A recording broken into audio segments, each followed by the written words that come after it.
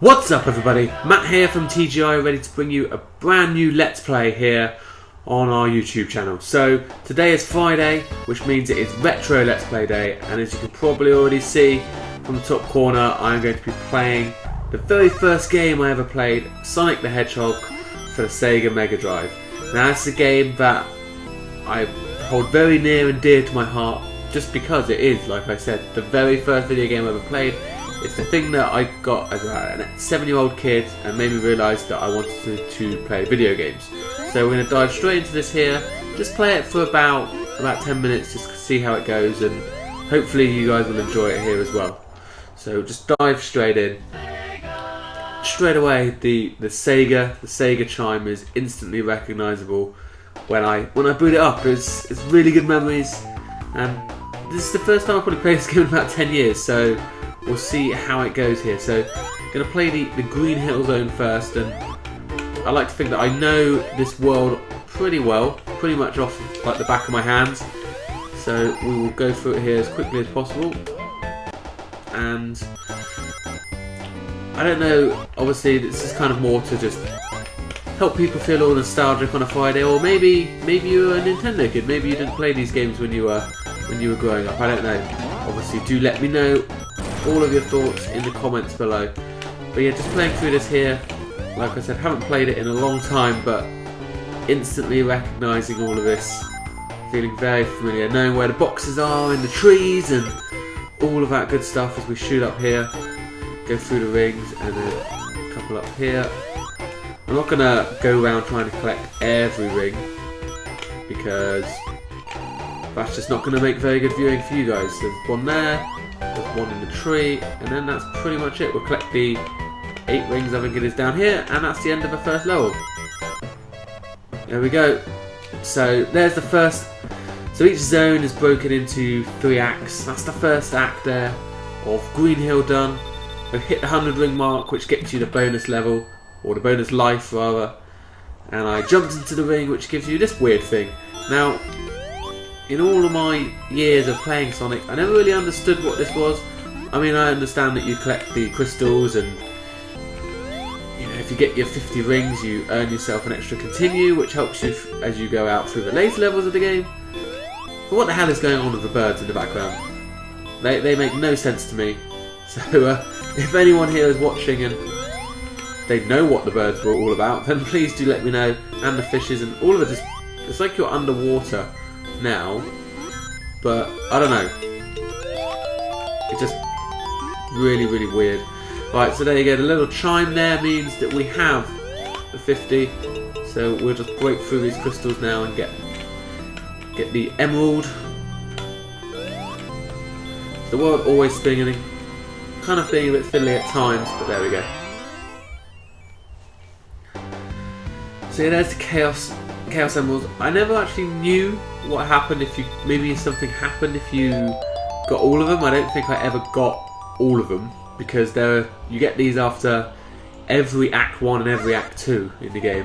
Act 3 is obviously your boss level, so you don't get that at the end of it. But yeah, I never really understood what they were, so if anyone does know, please do let me know, because I'd actually be very interested to know if they actually held any purpose.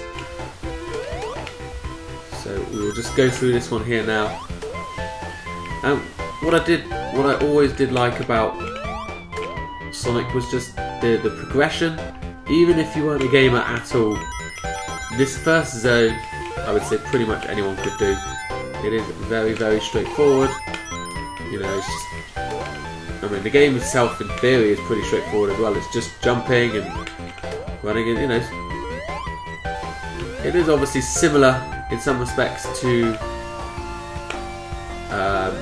Mario. Not quite. Some people would say not as good. I mean, it's hard to really pass the judgment for me, because Sonic holds such a near and dear place in my heart. But one thing I will admit is that Sonic didn't age well. Sonic definitely did not age well when you compare it to Mario. Mario's still going today and being relevant, whereas Sonic, I like the first Sonic, this one here, obviously, and I liked Sonic 2, Sonic 3 was okay, Sonic Knuckles was okay. Then they did that Sonic 3D thing on, that was still on Mega Drive when they were first trying to, and everyone will remember how painful the early 3D worlds were, and yeah, that wasn't good. Oh, he's missed a ring. Can I get back for it? No. Well, that's not really a big deal because those worlds, we're not playing the whole game, so we don't really need to worry about building up all the continues. But yeah, back to Sonic versus Mario. It's always been a long age debate. For me, it's Sonic, Sega. That's what I grew up playing. I didn't have a Nintendo console until the N64. But when I look back on it and look back at the history, I've got to admit Mario was a better game. You can't deny that Mario wasn't a better game, and it's still relevant today. You know, one of my favourite Mario games of all time actually is Mario Sunshine on the GameCube. I thought that was a fantastic game. Probably the Mario game, the one that other than like kind of Super Mario Bros. That obviously everyone played. I mean, I picked that up on the GameCube, on the Game Boy. But yeah, it's just become Sonic Boom is the latest Sonic, and it really is a painful Sonic experience from everything I've read. They're doing another one as well because apparently it's sold so well. Let's get those running shoes. Don't know if we'll really need them, but always a good option to go fast. Really found it ironic actually how, I think as a kid you don't really notice these things, but here's a hedgehog, and hedgehogs are supposed to be really slow. I'm sure that's not lost on so many people, but as like a 7-year-old kid, wasn't even thinking about it. There we go, so we'll just keep going through here, collecting all the coins. I think there's a shield up here. Yeah. Just misty. So this is where it starts to get, you know, there's certain things like there, like the spike thing that you want to avoid. But other than that, I mean, this whole zone is a very nice introduction. I don't know if we'll have time for, we probably will have time for a Marvel world, not necessarily the whole zone, but we'll be able to get in the first act, I'm pretty sure of that. So keep going through here. Unfortunately, I can't tell exactly when I'm going to run out of the invincibility, because you can normally tell by the chime, and I can't hear the chime at the moment because otherwise I'd get double audio. That's fine, we'll cross there, so I just need to, well, I don't need to, but I want to just get these rings up here, make sure we get to that 100. There we go. And now we are on to the boss. So the boss in every Sonic level, pretty much most Sonic game, is Dr. Eggman. He is hard in some places. This game, or this zone particularly, is not one of them though. You can see nothing to worry about. You have to hit him 7 or 8 times every time, and it's pretty straightforward. Just wait and hit. You know, later levels, you know, there's nowhere to hide, and you know, there sometimes becomes no floor. It does get much harder, but we're not going to see that today because I don't want to play this game for too long. Like I said, I want to keep all these Let's Plays to about 10 minutes long, 10 to 15 minutes. I think it's a good length for you guys to enjoy it. And we are through Green Hill Zone now. That's all complete. So I will just do Act 1 of the Marvel Zone, just so you can get a feel for, well, if you haven't ever played it, so a feel for a different type of Sonic experience. And these guys, I always remember these guys. These games are fucking pain because if you didn't hit them bang on the head, you basically got hit, and it was really. I don't know. I just remember as a kid finding it really difficult. And there's just certain things here that starts to get a bit more difficult as you go out throughout the game. And I don't really know why I'm collecting all the rings, because I know from history there's not even That's another thing I don't like. This first act, there's not even 100 coins on the level, so there's no incentive to actually collect the coins, because I think it's like about 86 if memory serves me correctly, something like that. maybe early 90s.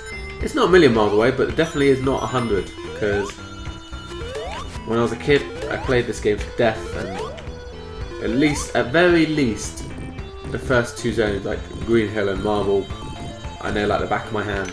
You go later on, then, you know, as a kid, well, some games seem harder because you're younger, and also attention span, not playing them quite as often. Just collect that. It's a checkpoint.